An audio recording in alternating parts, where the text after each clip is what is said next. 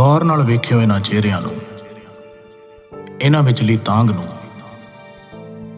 दुनिया विच किते भी, चाहे कोई कुदरती आफत होवे या इंसानी शरारत, ये पहुंच ही जाते ने ते घरे कह के आउंदे ने इंतजार ना करियो, ते तुसीं भावें इन्हां ते इतबार ना करियो, पर ये करनगे, थोड़े लई लड़नगे, तुहाडी मौत तुहाडे तो मूहरे होके मरनगे।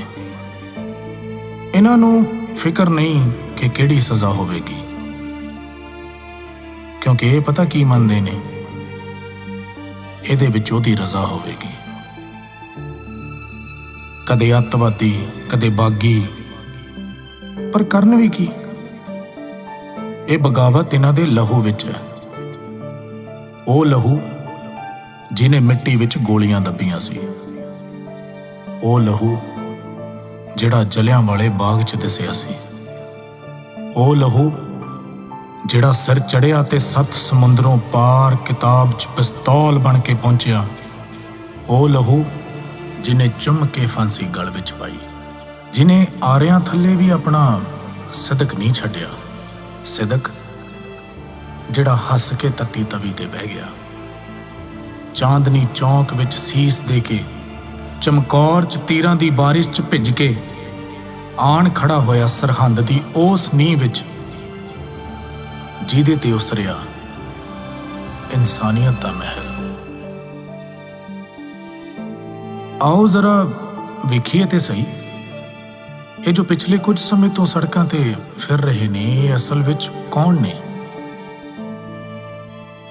इन्हां बीबियां नूं एडी किहड़ी मजबूरी सी भी ये नाल ही तुर पईयां? ये मजबूरी जागदी ज़मीर दी है, इन्हां दी पवित्र कुख दी है, जिहदे विचों दुनिया दे तमाम योधियां ने जन्म लिया। भला ये घरे किवें रह जांदियां?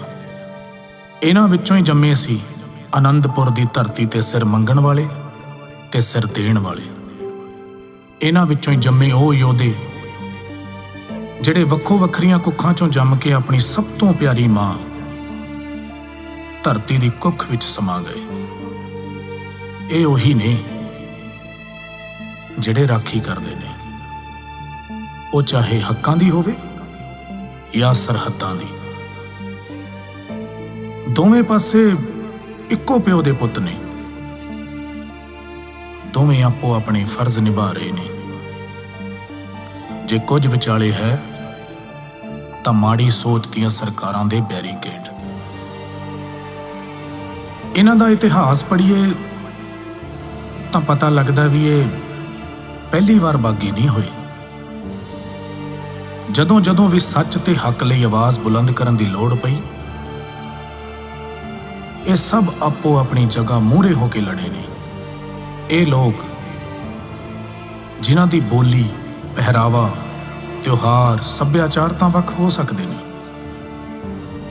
पर अंदर दी अग इक्को ही है। एक चंगे देश नूं सिरजण दा सुपना, जिहदा सब तो पहला धर्म होवे इंसानियत। ये उही ने जिहड़े मौत नूं मूहरे वेख के हस हस के जयकारे छड्डदे ने। गोरे तां इस देश विचों चले गए, पर अपनी सोच इन्हां कुर्सियां दे किते आले दुआले ही छड्ड गए।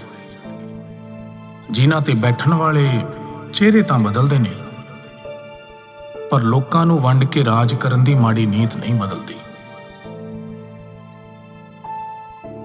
पर एक किहो जिहे लोक ने जिहड़े इस वंड नूं समय समय ते गुलामी तो फड़ लैंदे ने। पाणियां दे मसले ते वंडे होए अज जमीन दे मसले ते मोढे नाल मोढा जोड़ के लड़ रहे ने। इन्हां दे मत्थे दियां इन्हां सतरां विच तवारीख लिखी गई है। इन्हां नूं सिर्फ त्योड़ियां समझण दी गलती ना करियो। इन्हां अखां ने हत्थीं तैयार करके पुत्तां नूं मौत दी जंज चाढ़िया। ਉਹ ਅੱਖਾਂ जिन्हां ने आज़ादी दे सुपने वेखे, ਜਿਹੜੀਆਂ दंग रह गईयां ਜਦੋਂ ਟਾਹਲੀ ਦੀਆਂ ਚਮਕਦਾਰ ਕੁਰਸੀਆਂ ਤੇ ਬੈਠੇ ਮਖਮਲ ਦੇ ਕੁੜਤਿਆਂ ਨੇ ਆਜ਼ਾਦੀ ਦੇ ਨਾਮ ਉੱਜੜ ਜਾਣ ਦਾ ਸ਼ਾਹੀ ਫਰਮਾਨ ਦੇ ਛੱਡਿਆ। ਸਿਰਫ ਹੱਥ ਬਦਲੇ ਨੇ, ਹਥਿਆਰ ਅੱਜ ਵੀ ਉਹੀ ਨੇ, ਸੱਟਾਂ ਅੱਜ ਵੀ ਉਹੀ ਨੇ।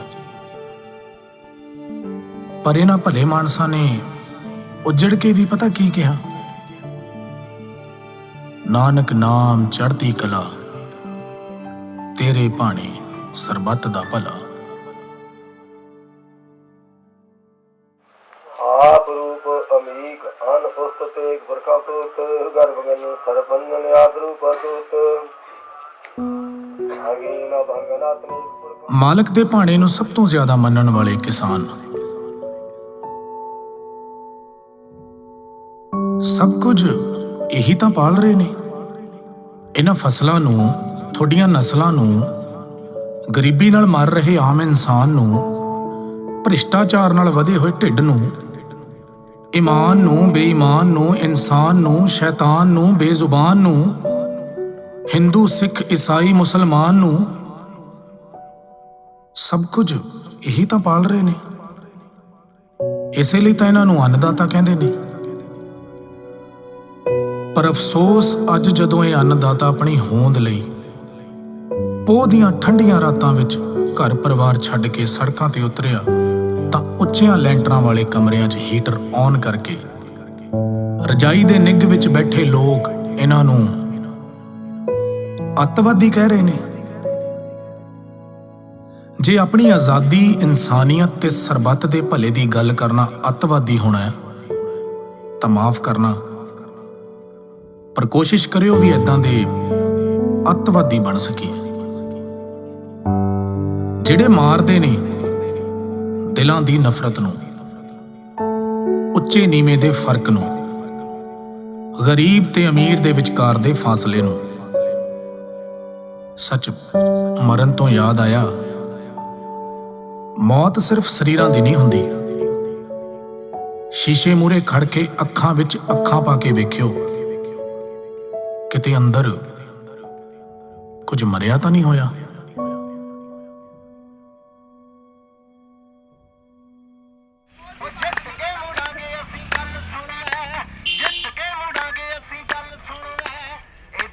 ਮਸਲੇ ਦਾ ਹੱਲ ਸੁਣ ਲੈ, ਜਿੱਤ ਕੇ ਮੁੜਾਂਗੇ ਅਸੀਂ, ਗੱਲ ਸੁਣ ਲੈ।